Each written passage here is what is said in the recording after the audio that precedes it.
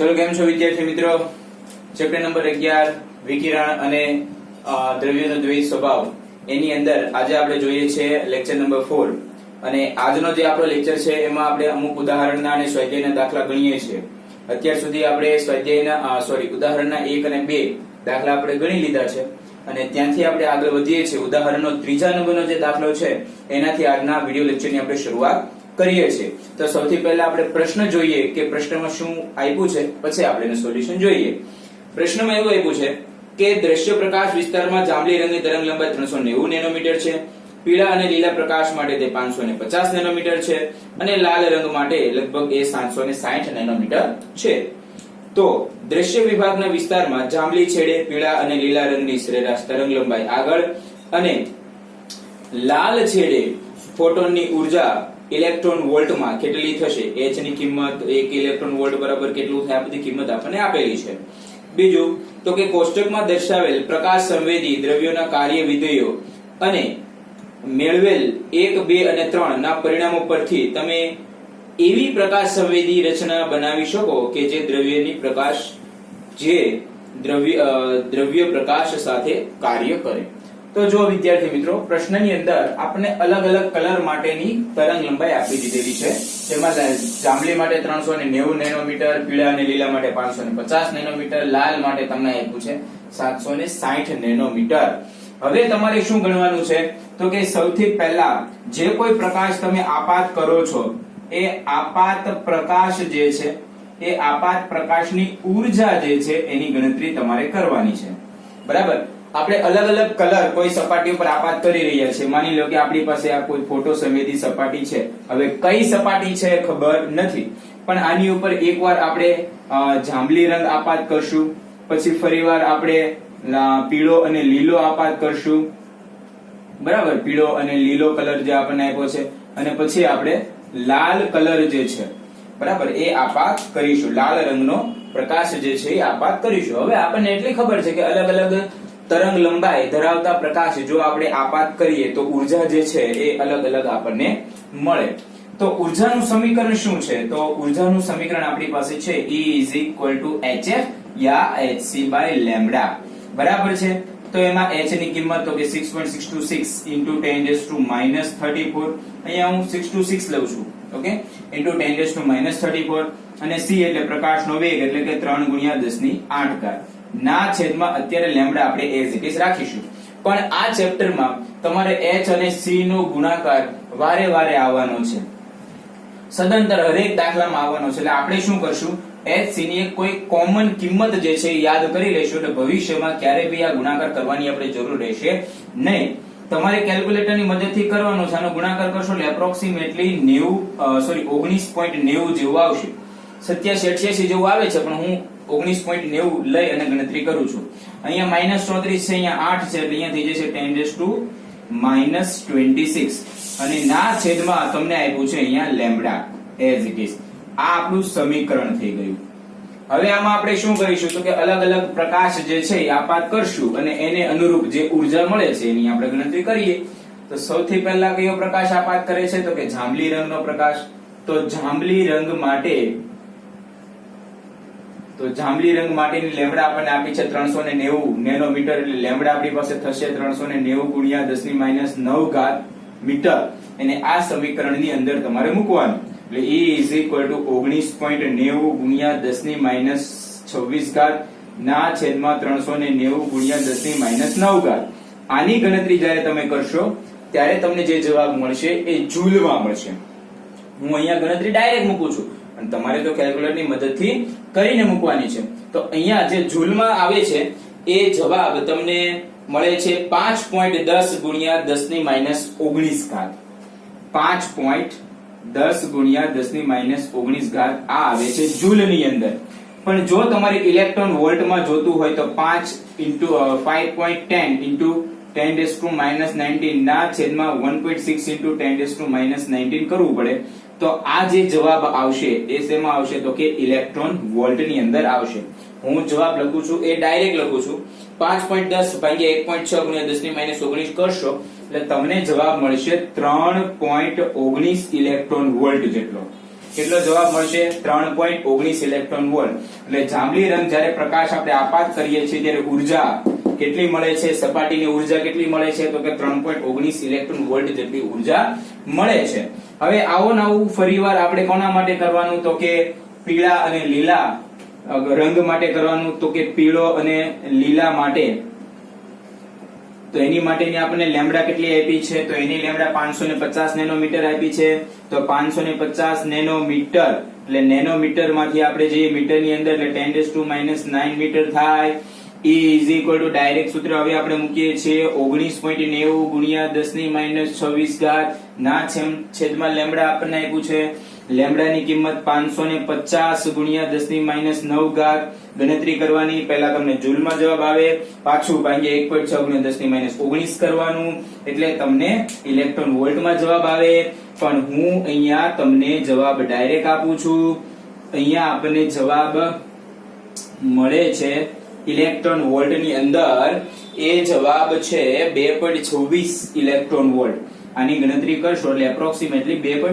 થોડોક પોઈન્ટમાં ડિફરન્સ હોઈ શકે છે કારણ કે અહીંયા 19.90 લઈને આપણે ગણતરી કરી છે એટલા માટે, પણ એપ્રોક્સિમેટલી 2.26 ઇલેક્ટ્રોન વોલ્ટ તમને મળશે.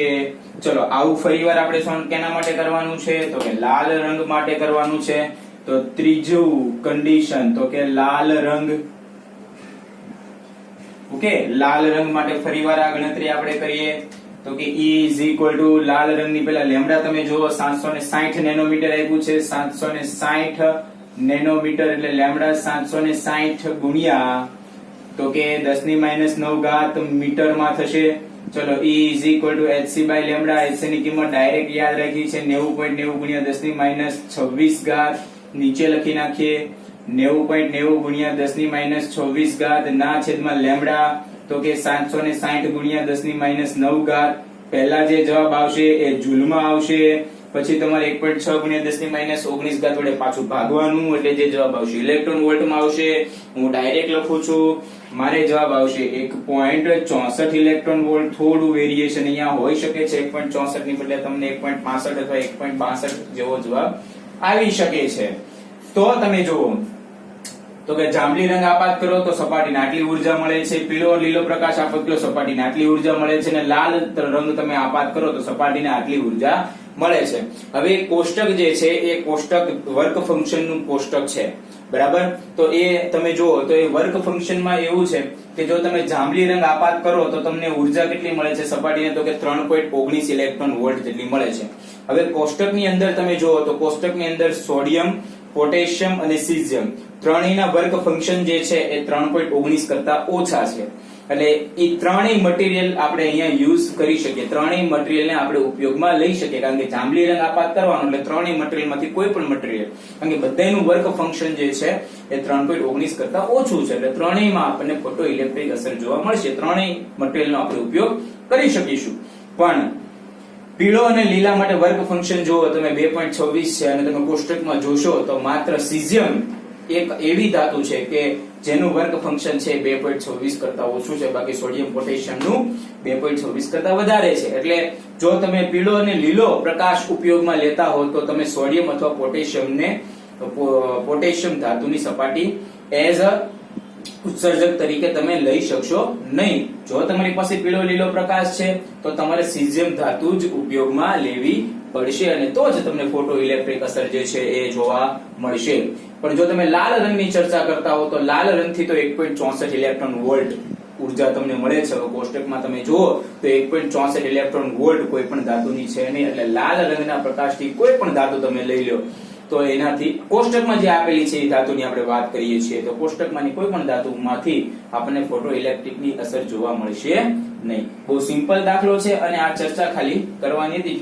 બી જે સેક્શન જે છે એ બી સેક્શન તમારે અહીંયા ચર્ચા કરી દેવાની કે જાંબલી માટે, તો જાંબલી માટે કોણ કોણ છે? તો કે સોડિયમ છે, પોટેશિયમ છે અને સીઝિયમ છે. સોડિયમ, પોટેશિયમ, સીઝિયમ ત્રણેયમાં જાંબલી માટે મળે છે. પીળા રંગ માટે શું થાય છે? તો પીળા અને લીલા માટે માત્ર સીઝિયમમાં તમને જોવા મળે છે. અને લાલ રંગ માટે શું છે? તો કે લાલ રંગ માટે કોઈ પણ કોષ્ટકમાંના કોઈ પણ ધાતુ આપણે લઈ શકીએ. ઓકે, જોયું.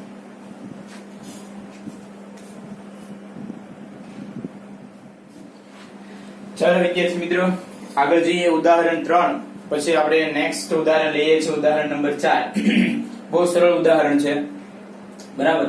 પ્રશ્નની અંદર કંઈક આવું આપ્યું છે, આપણે પ્રશ્ન જે છે એ વાંચીએ તો કે 5.4 × 10⁶ મીટર/સેકન્ડ ની ઝડપથી ગતિ કરતા ઇલેક્ટ્રોન અને 30 મીટર/સેકન્ડ ની ઝડપથી ગતિ કરતા 150 ગ્રામ ના બોલ સાથે સંકળાયેલી ડી બ્રોગલી તરંગ લંબાઈ કેટલી હશે?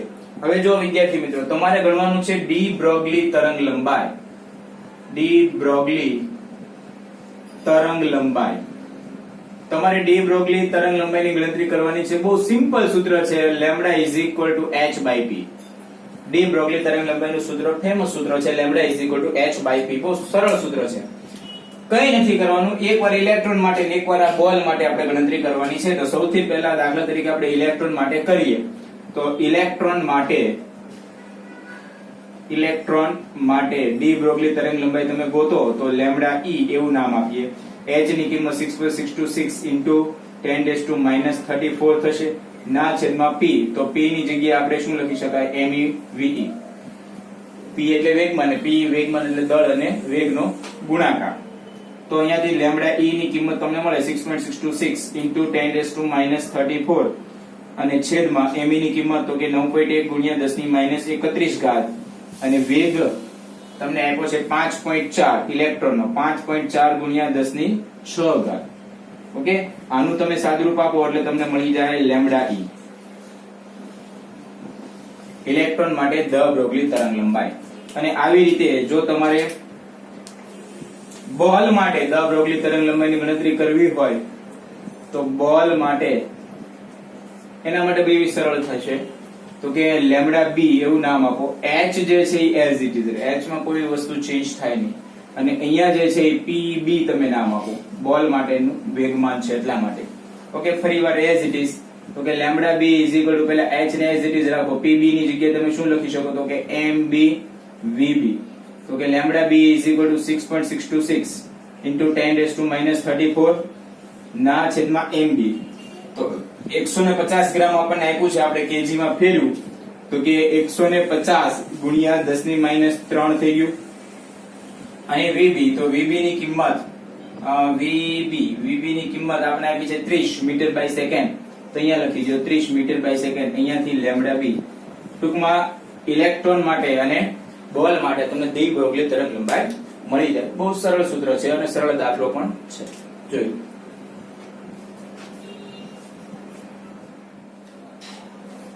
ચલો વિદ્યાર્થી મિત્રો, આપણે આગળ વધીએ. ઉદાહરણ 5 ઉપર જઈએ. 4 સુધી આપણે ગણતરી કરી નાખી છે. પાંચમું જે ઉદાહરણ છે બહુ નાનકડું ઉદાહરણ છે, સાબિતીવાળું ઉદાહરણ છે, પણ એની ઉપરથી જે એનું ફાઇનલ સૂત્ર આવશે એની ઉપરથી MCQ જે છે એ પૂછાઈ શકે છે અને પૂછાના પણ છે. બરાબર. તો પહેલા પ્રશ્ન આપણે જોઈએ. તો કે પ્રશ્નમાં એવું આપ્યું છે તો કે એક ઇલેક્ટ્રોન, એક આલ્ફા કણ અને એક પ્રોટોનની ગતિ ઉર્જા સમાન છે. આમાંથી કયા કણની ડી બ્રોગલી તરંગ લંબાઈ સૌથી ટૂંકી હશે?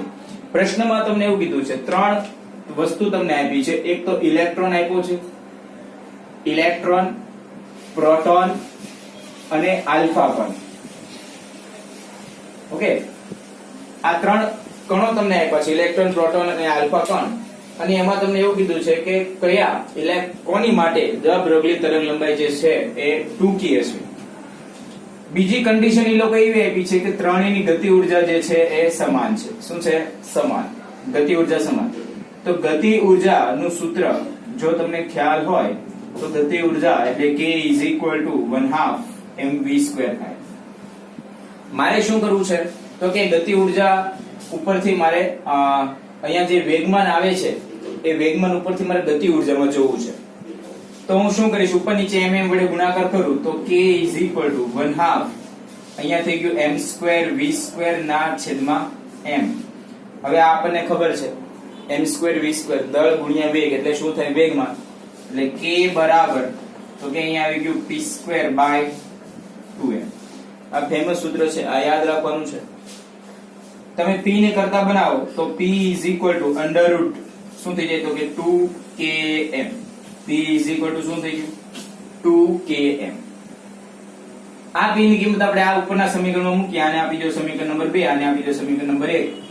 તો આ કિંમત અહીંયા મૂકતા લેમ્બડા = h/p આ તમારું h/p, p ની જગ્યાએ √2km. પ્રશ્નમાં એવું કીધું છે કે ગતિ ઉર્જા જે છે એ ત્રણેય માટે ગતિ ઉર્જા કેવી છે તો કે અચળ. ગતિ ઉર્જામાં કોઈ પણ પ્રકારનો ફેરફાર થતો નથી. તો એનો મતલબ એવો થાય કે ડી બ્રોગલી તરંગ લંબાઈ જે છે એમાં આ h જે છે એ પણ અચળાંક છે. તો ડી બ્રોગલી તરંગ લંબાઈ જે છે એ દળના વર્ગમૂળના વ્યસ્ત પ્રમાણમાં ચલે છે. તમે જો ડી બ્રોગલી તરંગ લંબાઈ જે છે એ દળના વર્ગમૂળના વ્યસ્ત પ્રમાણમાં ચલે છે. તો એનો મતલબ એવો થશે કે જેનું દળ સૌથી વધારે હશે એની ડી બ્રોગલી તરંગ લંબાઈ ઓછી હશે. આ ત્રણ વસ્તુ તમને આપી છે, એમાંથી જેનું દળ સૌથી વધારે હોય એની ડી બ્રોગલી તરંગ લંબાઈ ઓછી હોય. ઇલેક્ટ્રોન માટે તમે જો તો ઇલેક્ટ્રોન અને પ્રોટોનની તમે સરખામણી કરો તો ઇલેક્ટ્રોન અને જો તમે પ્રોટોનની સરખામણી કરો તો પ્રોટોન જે છે 1834 ગણો ભારે છે. કેટલો? 1834 ગણો ભારે છે. પ્રોટોન એ ઇલેક્ટ્રોન કરતા, એટલે પ્રોટોન જે છે આ બંનેમાં પ્રોટોન જે છે એ ભારે થયો. પણ એની સામે જો તમે આલ્ફા કણની ચર્ચા કરો, આલ્ફા કણ, તો આલ્ફા કણ જે છે એ પ્રોટોન કરતા 4 ગણો ભારે છે. કેટલો ભારે છે? 4 ગણો. તો એનો મતલબ એવો થયો કે આલ્ફા કણ જે છે એ સૌથી વધારે ભારે મટીરીયલ થયું, ભારે થયો. તો એ સૌથી વધારે ભારે હોય તો આલ્ફા કણ માટે ડી બ્રોગલી તરંગ લંબાઈ શું હોય તો કે સૌથી ઓછી. સૌથી ઓછી કોની માટે મળશે તો કે આલ્ફા માટે. ઓકે, ભવિષ્યની અંદર તમારે આ જે સમીકરણ જે છે એ યાદ રાખવાનું છે, lambda is equal two h/√2km. એની ઉપરથી બહુ બધા એમસીક્યુ પૂછાયેલા પણ છે અને પૂછાશે પણ ખરા. ઓકે, જોઈ લો. ચાલો વિદ્યાર્થી મિત્રો, નવો જે પ્રશ્ન છે ઉદાહરણ નંબર 6 એ આપણે જોઈએ. પહેલા દાખલો બહુ સરળ પ્રશ્ન છે. પહેલાની રકમ જે છે આપણે વાંચીએ, પછી આપણે એનું સોલ્યુશન જોઈએ. એક કણ ઇલેક્ટ્રોનની ઝડપ કરતા 3 ગણી ઝડપે ગતિ કરે છે. કણ અને ઇલેક્ટ્રોનની ડી બ્રોગલી તરંગ લંબાઈનો ગુણોત્તર 1.813 × 10⁻⁴ છે. તો કણનું દ્રવ્યમાન શોધી અને તે કણ કયો હશે તે ઓળખો. હવે જો પ્રશ્નમાં આપણને એવું આપ્યું છે કે જે કણ અને ઇલેક્ટ્રોન જે છે એમાં કણનો જે વેગ છે એ ઇલેક્ટ્રોન કરતા 3 ગણો છે. એટલે મેં Vp જે છે એ મેં આપ્યું છે કણ માટે, કણનો વેગ. બરાબર, કણ એટલે પાર્ટિકલ, પાર્ટિકલ માટે મેં P લઈ લીધું છે. એમાં Ve જે છે એ ઇલેક્ટ્રોનનો વેગ, ઇલેક્ટ્રોનનો વેગ. બરાબર, એવી રીતે અહીંયા લેમ્બડા p તમે જોશો તો લેમ્બડા p જે છે તો કે એ કણ ની તરંગ લંબાઈ છે. અને એવી રીતે તમે લેમ્બડા e જોશો તો એ ઇલેક્ટ્રોન ની તરંગ લંબાઈ છે. બહુ સરળ પ્રશ્ન છે. હવે lambda is equal two h/p equation આપણી પાસે છે. Lambda is equal two h/p અથવા તો p ન લખવું હોય તો mv આપણે લખી શકાય. ઓકે, એમાંથી એક કામ કરી v ને આપણે અહીંયા લઈ લઈએ. ખરેખર તમારે અચ્છા નવું મટીરીયલ જે છે એનું દળ તમારે જોઈએ તો m ને લેવો પડશે તમારે. એટલે m જે છે એ m ઇઝ ઇક્વલ ટુ h/લેમ્બડા v સમીકરણ થાય. ઇલેક્ટ્રોન માટે લખો તો me ઇઝ ઇક્વલ ટુ h/લેમ્બડા e ve તમારે લખવું પડશે. એટલે આ સમીકરણ નંબર તમારું 1 થઈ જાય. અને જો કણ માટે લખતા હો તો mp બરાબર h/લેમ્બડા p vp થશે. આ તમારું સમીકરણ નંબર થઈ જાય 2. હવે તમે આ બંનેનો ગુણોત્તર મેળવો તો mp નવું મટીરીયલ જે છે એનું દળ જોઈએ છે તો mp by me આપણે લઈશું. mp ની કિંમત h/લેમ્બડા p vp અને ગુણ્યા આ છેદમાં જે છે છેદનો છેદ અંશમાં આવશે લેમ્બડા e ve ના છેદમાં h. h તમારું કેન્સલ. અહીંયાથી તમારું જે સમીકરણ જે છે એ mp is equal to me ગુણ્યા અહીંયા તમારી પાસે છે ve by vp અને ગુણ્યા lambda E by lambda P. Okay, lambda P by lambda E ની કિંમત તમને આપી છે, લેમ્ડા વીપી બાય વી ની કિંમત તમને આપી છે. એ તમે ગણતરી કરો એટલે તમને એમપી નવું જે કણ જે છે એ નવા કણનું દળ જે છે એ તમને મળે. તમારે તો સિમ્પલ સીધી હવે ગણતરી કરવાની છે. ઓકે, જોઈ ચલો વિદ્યાર્થી મિત્રો, હવે આપણે આગળ જઈએ છીએ સ્વાધ્યાયની અંદર. સ્વાધ્યાયમાં એક પહેલા નંબરનો દાખલો જે છે ખૂબ જ નાનો એવો દાખલો છે, એ આપણે પહેલા જોઈએ. રકમ જે છે એ જોઈએ તો કે રકમમાં એવું આપ્યું છે કે 30 કિલોવોલ્ટના ઇલેક્ટ્રોન દ્વારા ઉત્પન્ન થતા ક્ષ કિરણોની મહત્તમ આવૃત્તિ અને લઘુત્તમ તરંગ લંબાઈ જે છે એની ગણતરી કરો.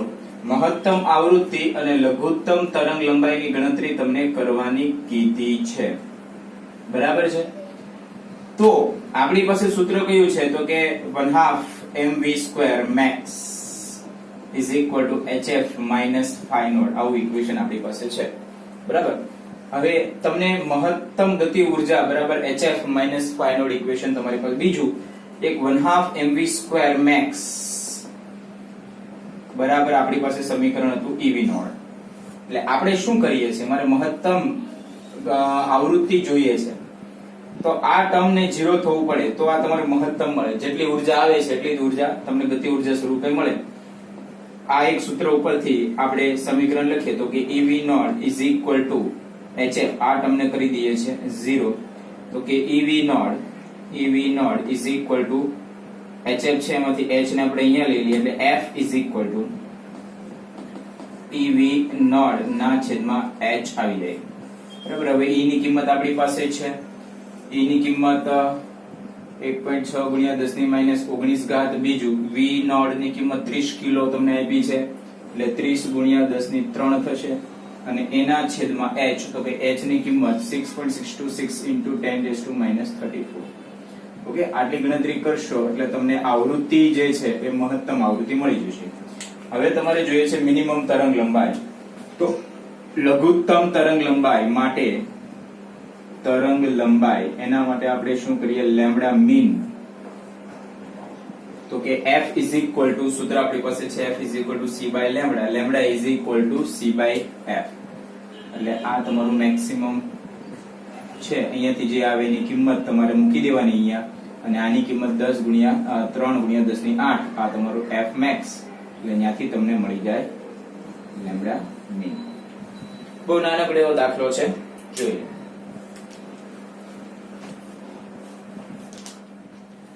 ચલો વિદ્યાર્થી મિત્રો, આગળ વધીએ. સ્વાધ્યાયની અંદર દાખલા નંબર 2 જે છે એ આપણે જોઈએ. સૌથી પહેલા પ્રશ્ન જે છે એ આપણે વાંચીએ તો પ્રશ્નમાં એવું આપ્યું છે કે સીઝિયમ ધાતુનું વર્ક ફંક્શન કાર્ય વિધેય તમને આપેલું છે 2.14 ઇલેક્ટ્રોન વોલ્ટ. જ્યારે 6 × 10 ની 14 હર્ટ્ઝ નો પ્રકાશ આ ધાતુની સપાટી ઉપર આપાત થાય છે ત્યારે ઇલેક્ટ્રોન ઉત્સર્જન થાય છે. તો ઉત્સર્જિત ઇલેક્ટ્રોનની મહત્તમ ગતિ ઉર્જા, સ્ટોપિંગ પોટેન્શિયલ અને ઉત્સર્જિત ફોટો ઇલેક્ટ્રોનની મહત્તમ ઝડપ કેટલી હશે? તમને એક સપાટી આપી છે, સીઝિયમની સપાટી આપી છે અને સીઝિયમની સપાટી ઉપર તમને વર્ક ફંક્શન જે છે 2.14 phi naught 2.14 ઇલેક્ટ્રોન વોલ્ટ તમને આપેલું છે. પછી આની ઉપર તમે પ્રકાશ આપાત કરો છો. જે પ્રકાશ આપાત કરો છો એની આવૃત્તિ જે છે 6 × 10 ની 14 છે. તો અહીંયાથી ઇલેક્ટ્રોન જે છે ઇલેક્ટ્રોનનું ઉત્સર્જન થાય છે. બરાબર? હવે જે ઇલેક્ટ્રોનનું ઉત્સર્જન થયું એની મહત્તમ ગતિ ઉર્જા, સ્ટોપિંગ પોટેન્શિયલ અને મહત્તમ ઝડપ જે છે એની ગણતરી તમારે કરવાની છે. તો આપણી પાસે સૂત્ર જે છે એ કઈ લઈ શકાય, કયું સૂત્ર લઈ શકાય તો કે kmax is equal to hf minus phi naught. આ સમીકરણ આપણી પાસે છે. એટલે અહીંયાથી આપણે kmax મળી જાય. h ની કિંમત આપણી પાસે છે 6.626 into 10 - -34 અને f ની કિંમત 6 × 10 ની 14 છે. કે 6 × 10 ની 14 માઈનસ phi naught તમને જે આપ્યું છે ઇલેક્ટ્રોન વોલ્ટ માં આપ્યું છે. એટલે આપણે શું કરીએ, phi naught બરાબર 2.14 ગુણ્યા 1.6 ગુણ્યા 10 ની -19 ઘાત. એટલે આ વસ્તુ આવી ગઈ જૂલ માં. બરાબર? એ વસ્તુ અહીંયા તમે લઈ લો તો કે -2.14 ગુણ્યા 1.6 ગુણ્યા 10 ની માઇનસ 19 ઘાત. ઓકે, આનું તમે સાદરૂપ આપશો એટલે તમને kmax મહત્તમ ગતિ ઉર્જા જે મળશે એ જૂલમાં મળશે. તમારે ગણતરી કરવાની, હું ડાયરેક્ટ લખું છું. એ જે જવાબ છે એ મળશે 5.54 ગુણ્યા 10 ની માઇનસ 20 ઘાત જેટલો મળશે. 5.54 ગુણ્યા 10 ની માઇનસ 20 ઘાત જૂલ જેટલો તમને જવાબ મળશે. હવે આ ને આ વસ્તુ જો તમારે ઇલેક્ટ્રોન વોલ્ટમાં જોતું હોય તો આ જે k max જે છે એમાં તો કે 5.54 ગુણ્યા 10 ની માઇનસ 20 ઘાત છે એને ભાગ્યા 1.6 ગુણ્યા 10 ની માઇનસ 19 ઘાત તમે કરો એટલે તમને k max જે છે ઇલેક્ટ્રોન વોલ્ટમાં મળશે. ઓકે, અને એની કિંમત જે છે 0.346 ઇલેક્ટ્રોન વોલ્ટ. તો કે 0.346 ઇલેક્ટ્રોન વોલ્ટ તમને મળશે. બીજું kmax આપણને મળી ગયું. હવે આપણે ગણતરી કરવાની છે સ્ટોપિંગ પોટેન્શિયલ. તો આપણી પાસે સૂત્ર છે kmax ev nought. kmax ev nought આપણી પાસે છે. એમાંથી v નોટ તમારે જોઈએ છે. kmax ની કિંમત તો કે kmax ની કિંમત કેટલી છે તો કે 0.346 બરાબર. એ વસ્તુ ઇલેક્ટ્રોન વોલ્ટમાં છે. ev આપણે લખીએ into 1.6 into 10 to minus 19 is equal to આ e અહીંયા છેદમાં આવશે is equal to v nought એટલે અહીંયાથી આ e અને આ e કેન્સલ એટલે v નોટ ની કિંમત 0.346 v નોટ ની કિંમત 0.346 વોલ્ટ. આ તમને સ્ટોપિંગ પોટેન્શિયલ ની કિંમત મળી. હવે તમારે જોઈએ છે મહત્તમ ઝડપ. તો મહત્તમ ઝડપ માટે તમે શું કરો તો કે kmax બરાબર 1/2 mv સ્ક્વેર મેક્સ થાય. જો વેગ મહત્તમ હોય તો તમને મહત્તમ ગતિ ઉર્જા મળી હોય. એ કિંમત આપણી પાસે અહીંયા છે તો કે 5.54 પહેલા સૂત્ર તારવી નાખીએ પછી આપણે લખીએ 2 into kmax by m થશે. બગડો અહીંયા જવા દીધો, અહીંયા નીચે આવવા દીધું એટલે આ થઈ ગયું v square max. Okay, 2 kmax ની કિંમત તમને જૂલમાં મળી ગઈ છે 5.54 ગુણ્યા 10 ની માઇનસ 20 ઘાત. ઇલેક્ટ્રોન છે એટલે 1.6 ગુણ્યા 10 ની માઇનસ 19 ઘાત બરાબર v સ્ક્વેર મેક્સ. બરાબર. પછી જે કોઈ જવાબ આવે એનું વર્ગ આ બાજુ મૂકી અને વર્ગમૂળ તમે કાઢી નાખો એટલે તમને મહત્તમ ઝડપ જે છે એ મહત્તમ ઝડપ તમને મળી જાય. ઓકે, તો એટલું આજના સેશનમાં હતું. જોયું.